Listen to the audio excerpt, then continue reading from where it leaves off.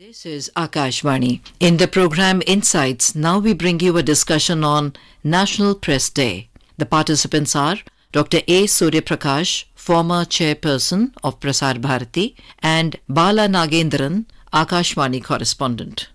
November 16 every year is celebrated as National Press Day.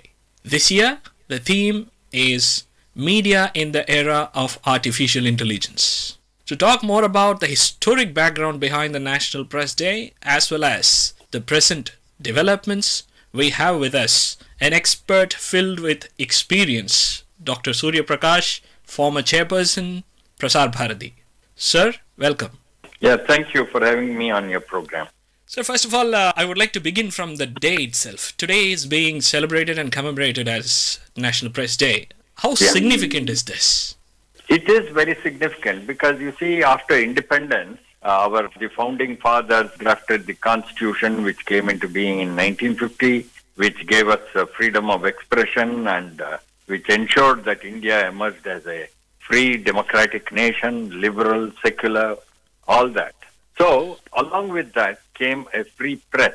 But at some point it was also realized that a free press must also be a responsible press. The media must not only be free but responsible. So as a result, on 16 November 1966, they established the Press Council of India, which is a regulatory body and which provides some kind of relief to those who are aggrieved with whatever is written in the print media. That is the significance of this day, and this is celebrated every year as a National Press Day in order to emphasize the importance of a free media in a vibrant democracy like ours. We are the largest democracy in the world, and it's very important that we have a free media. Unfortunately, I must tell you that the emergency abolished the Press Council of India, and later on in the Janata Party government, Mr. L.K. Advani was the INB minister, and the Press Council of India was resurrected. And I think that was a very important development. The technological advancement has brought more to the press. Could you brief us, how do you see the evolution of press with the advancement of technology? Okay, so first let's deal with what technology has done to media in terms of, say, the emergence of the cell phone. With you have 600, 700 million smartphones, you have 1,200 million cell phones in the country, and every person with a smartphone is a citizen journalist in that sense.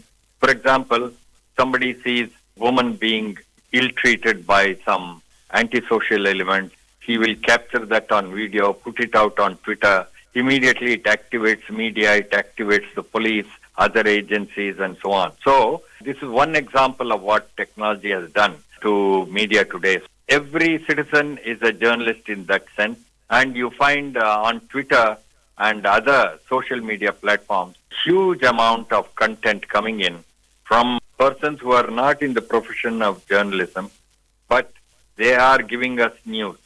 They are giving us actually live news and coverage. That is one.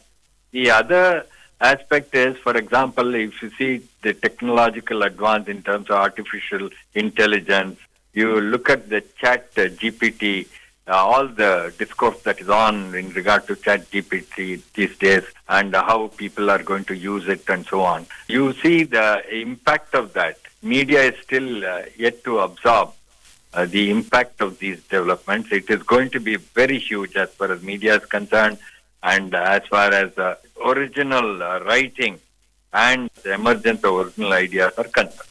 Sir, as we speak about the technological advancement, and you have rightly mentioned about artificial intelligence, which brings me to ask about this year's theme. It's all about artificial intelligence. This year's theme is Media in the Era of Artificial Intelligence. As an expert with vast experience, I would like to ask you to forecast, how do you see with the induction or entry of artificial intelligence, which will shape the media and the press in the future?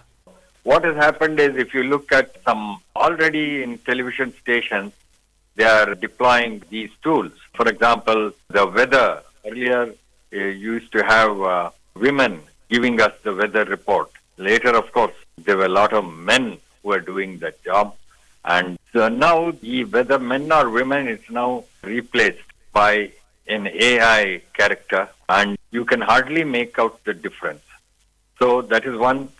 Secondly, tomorrow you would have probably news readers who would be doing that. And it has its own implications in terms of the credibility of that institution and how the people will absorb that information when they realize that it is coming through such AI character. Sir, I would like to ask you to take us back towards historic background. Let's talk about our Indian freedom struggle, where press played a predominant role. I would like to ask you to look this issue from the other side of the prism and tell us how our Indian freedom struggle would have been had there been no contribution from the press or the participation of people from press fraternity. You see, throughout the freedom struggle, you will see that our literacy levels were low. Yet, we had people who were committed to expressing themselves through the print media. And of course, the tallest of them all was Mahatma Gandhi. Then you had so many other freedom fighters who brought out their own publications, wrote in other newspapers and so on. The British imposed very major penalties on the National Herald, which was in the vanguard of this movement in those days. And K. Ramarao, who was editor of National Herald, he talks about how this is in the 38 to 42 period when a lot of penalties were imposed and it was difficult to bring the paper out. He appealed to colleagues to somehow help him bring out the newspaper, and they all lived on subsistence wages. Many of them had to make great sacrifices to keep the paper alive. That was the case with many other newspapers also. And that is how they contributed to the freedom struggle in terms of publishing every detail of the struggle that was happening. And even though our literacy levels were low, there was a trickle-down effect, which, say a couple of people in a village or a little or a town would read newspapers and then pass on that information to the rest of the people. That's how everyone was kept informed, even in those days. And the press played a very big role in the freedom struggle because of the deep commitment of journalists to the national cause, to the pursuit of India's freedom and the kind of sacrifices they made. I must also tell you that the spirit of sacrifice and journalism was a mission in those days. Even in the post-independence period for several decades, journalism was a mission. It was not a profession. 52 years since I entered the world of media. And in those days, even in 1971, when I came in as an apprentice, I was earning a stipend of 200 rupees. So, throughout the freedom struggle and in the first 3-4 decades after independence, journalism was a poorly paid profession. And people lived on meager wages. Even editors earned probably rupees 2,000 or 3,000 or 4,000 rupees a month. So, it was with missionary zeal that people joined this profession. And this went on despite the economic situation as far as journalists were concerned. But all this changed after government's monopoly on television ended and private television channels came into operation. With that, suddenly the middle class realized that there is glamour and of course there is money in journalism, in media. And as a fallout now, even in print media, the salaries have shot up and it's considered a very respectable and paying profession now, which was not the case during the freedom struggle, which was not the case till, say, the 1990s. How do you see the evolution of fake information and fake narrative has developed? Because today also, in a message, the Union Minister for Information and Broadcasting, Sri Anurag Thakur, has mentioned about defeating fake news and fake narratives. How far the fake news has evolved and how challenging it is now? Social media has become a major source of fake news, and it's extremely dangerous. We are the most diverse society in the world, whether it's ethnicity, language, religion, what have you, culture, and therefore we need to pay very special attention to the authenticity of news. And people need to be very, very guarded in accepting news that comes their way on WhatsApp or wherever it is. They need to verify facts before they start believing what is put out. Because as I said, we are a very diverse society, and because of the diversity, we have to be extra careful about fake news because it can create havoc, it can create social disharmony and generate violence. We need a certain firmness in dealing with this problem. With your decades of experience, how the press in India is in an advantageous position to that of our neighbors? Actually, if we talk about our neighbors, Pakistan, China, they are in a terrible state when it comes to freedom of expression. But before I come to that, I must tell you that, when the Constitution was written and it came into being, we had Article 19(1), which gave us freedom of expression. But within a year, Prime Minister Jawaharlal Nehru felt that there had to be some restrictions on this freedom of expression. And this is in fact not well known, and it has not been publicized that it was Nehru who brought in what is called reasonable restrictions under Article 19(2) through the First Amendment to the Constitution. In fact, Jawaharlal Nehru wanted restrictions, but the Congress Parliamentary Party, many MPs felt that it has to be qualified, it has to be reasonable restrictions. But even with that, I must say that the press in India has been absolutely free, and it is very, very diverse. And if someone says we do not have freedom of expression, I will disagree with them because there is plurality in our media. And if you go to social media, you will realize the plurality of those views and thoughts, and everybody is free to express himself. And therefore, there has been no impediment to freedom of expression except during the period of emergency that was June 1975 to March 1977.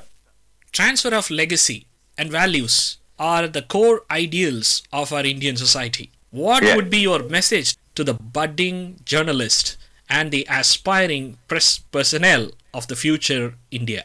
I will say that you must come into journalism, into media, look at it as a mission in life to inform people. I think that was the foundation on which a free press has been built, and we need to preserve that.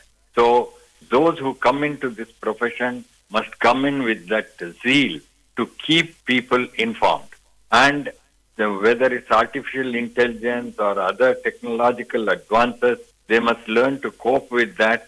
But the central idea of journalism and to promote freedom of expression must always remain the key aspect of their profession or their mission in life. It was indeed an erudite discussion to have with a person who has more than half a century of experience with vibrant Indian media.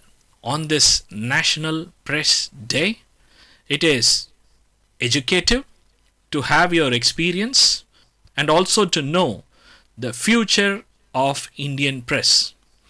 Sir, as we are in Amrit Kal, it is undoubtedly true that Indian press is going to play a vital role in developing India to the next level. Thank you so much, sir.